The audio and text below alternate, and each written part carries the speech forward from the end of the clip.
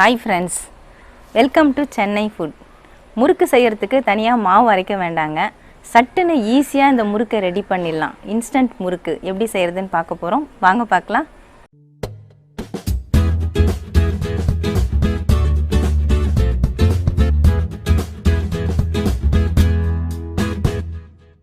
வீட்டில் இருக்கக்கூடிய பச்சரிசி மாவை வச்சு நம்ம முறுக்கு செய்ய போகிறோங்க. மிக்ஸ் பண்ணுறதுக்காக நான் ஒரு பவுல் எடுத்திருக்கேன். 1 கப் அளவுக்கு நான் பச்சரிசி மாவு எடுத்திருக்கேன். அதை இதில் சேர்த்து விட்டுறலாம். 1 கப்பு பச்சரிசி மாவுக்கு 1/4 கப் அளவுக்கு பொட்டுக்கடலை மாவு எடுத்துக்கோங்க. அப்போ தான் முறுக்கு நல்லா டேஸ்ட்டாக இருக்கும். எல்லாமே ஒரே பவுலில் நீங்கள் அளந்து எடுத்துக்கோங்க. அதையும் இதில் சேர்த்துடலாம். அரிசி மாவு எந்த கப்பில் எடுக்கிறீங்களோ அதே சைஸ் உள்ள கப்பில் பொட்டுக்கடலை மாவு எடுத்துக்கோங்க.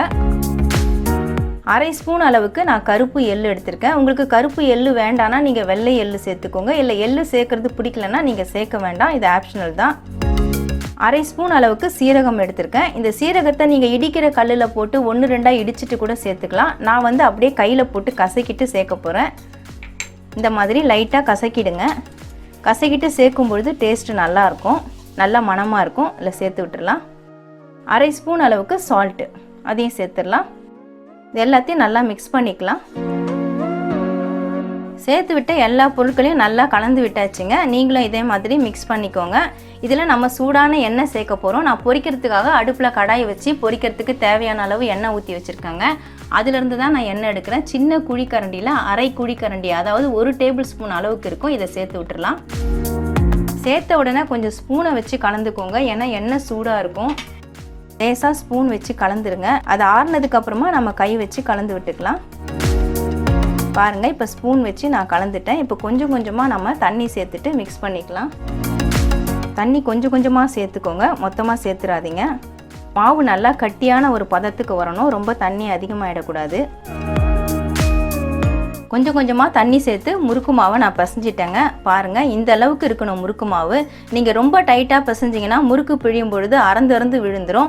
ரொம்ப லூஸாக பிசைஞ்சிங்கன்னா எண்ணெய் அதிகமாக குடிக்கும். அதனால் பார்த்து பதமாக நீங்கள் பக்குவமாக பிசைஞ்சு எடுத்துக்கோங்க.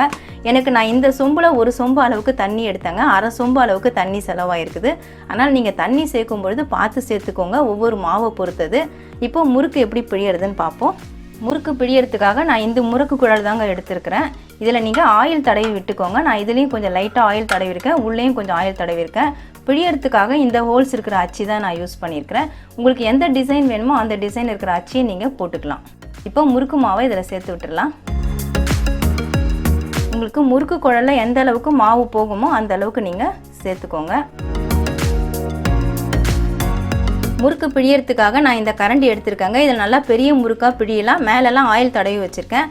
கூடவே ஒரு ஜல்லி கரண்டியும் எடுத்துருக்காங்க. உங்கள் வீட்டில் எந்த கரண்டி இருக்கோ அதை வச்சு நீங்கள் பிழிஞ்சு விட்டுக்கலாம். இப்போ நம்ம பிழியறதுக்கு ஸ்டார்ட் பண்ணிடலாம்.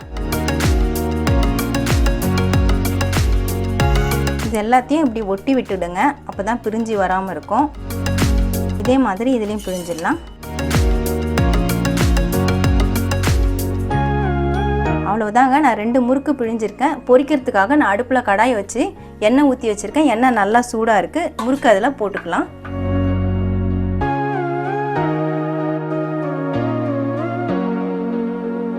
முறுக்கு ஒரு பக்கம் நல்லா வெந்துட்டு பொரிஞ்சு வரட்டங்க, அதுக்கப்புறமா திருப்பி விடலாம்.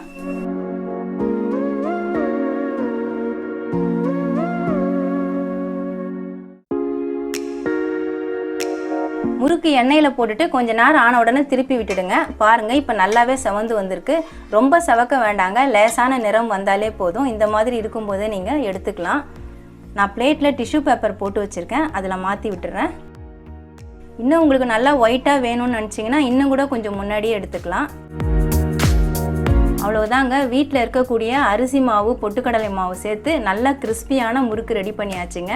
பாருங்கள், ரொம்ப நல்லா கிறிஸ்பியாக இருக்கும். உங்களுக்கு உடைச்சே காட்டுறேன். உடைக்கிற சவுண்டு கேட்கும்னு நினைக்கிறேன். உங்களுக்கு வீட்டில் இருக்கக்கூடிய அரிசி மாவை வச்சு இந்த முறுக்கை நீங்கள் செஞ்சு பாருங்கள், நல்லா கிறிஸ்பியாக இருக்கும். ஸ்கூல் காலேஜ் போயிட்டு வர பிள்ளைங்க பசியோடு வரும்பொழுது இதே மாதிரி ஸ்நாக்ஸ் ரெடி பண்ணி கொடுக்கலாம். இதை நீங்கள் தீபாவளி ரெசிபியாகவும் செய்யலாங்க. இந்த முறுக்கு ரொம்பவே டேஸ்ட்டாக இருக்கும். கண்டிப்பாக ட்ரை பண்ணி பாருங்கள். இன்ஸ்டன்ட் முறுக்கு எப்படி செய்கிறதுன்னு வீடியோவில் பார்த்துருப்பீங்க. ரொம்பவே டேஸ்ட்டாக இருக்குங்க. நம்ம டீ வைக்கிற நேரத்துக்குள்ளே சட்டுன்னு ரெடி பண்ணிடலாங்க.